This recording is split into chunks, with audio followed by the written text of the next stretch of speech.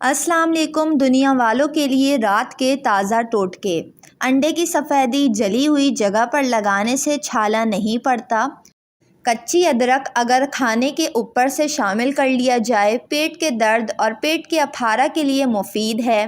جو زیتون کا تیل سر پر لگائے یا کھائے اس کے پاس 40 دن تک شیطان نہیں آئے گا۔ مچھلی کھا کر ٹھنڈا پانی سے غسل کرنے سے فالج پیدا ہوتا ہے۔ کھانا کھاتے وقت پہلے نوالے پر تھوڑا سا نمک چھڑک کر لینے سے منہ پر کیل اور دانے ختم ہو جاتے ہیں۔ اگر کوئی بچہ لوہے کی سوئی یا پھر کوئی باریک چیز نکل جائے تو اس کو فوراً زیادہ سے زیادہ کیلے کھلانا مفید ہے۔ اس سے معدے میں زخم ہونے سے انسان بچ جاتا ہے۔ ناخن پر سرسوں کے تیل لگا کر کئی امراض سے نجات پا سکتے ہیں۔ نظر تیز کرنے کے لیے 4 عدد بادام، چٹکی بھر سونف اور تھوڑی سی مصری لے کر رات کو سوتے وقت کھا لیں اور اس کے بعد پانی نہ پئیں۔ آنکھوں اور دماغی طاقت کے لیے 50 سال پرانا آزمودہ نسخہ ہے۔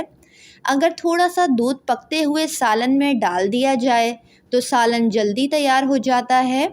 ہری مرچ جسم میں خون جمنے نہیں دیتی، سانس کی تکلیف دور کرنے کے لیے بہترین ہے۔ شوگر کے مریض کھیرا ضرور کھائیں، یہ شوگر کے مریضوں کے لیے قدرتی انمول تحفہ ہے۔ بیسن کے پکوڑے کھانے سے سارے دن کی بدن میں جو ٹوٹ پھوٹ ہوتی ہے مرمت ہو جاتی ہے اور طاقت ملتی ہے، لیکن بیسن کے پکوڑے ہمیشہ اعتدال میں ہو کر کھائیں۔ اگر آپ کو لگے کہ کسی نے آپ کو بلایا جبکہ کسی نے نہ بلایا ہو تو آپ کا دماغ دوسروں سے زیادہ ایکٹیو ہے۔ نہار منہ کشمش کے دانے کھانے سے جسم میں کبھی کوئی بیماری نہیں ہوگی۔ سرسوں کا ساگ کھانے سے خون کی کمی نہیں ہوتی۔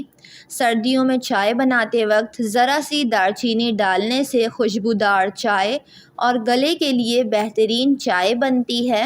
کلونجی کا تیل 7 قطرے روزانہ دودھ میں ڈال کر پینے سے تھکن دور ہو جاتی ہے اور جسم چست اور توانا رہتا ہے۔ چھپکلی کے جسم میں سفید رنگ کا پاؤڈر موجود ہوتا ہے جو انسان کی جلد کے کینسر کا سبب بنتا ہے۔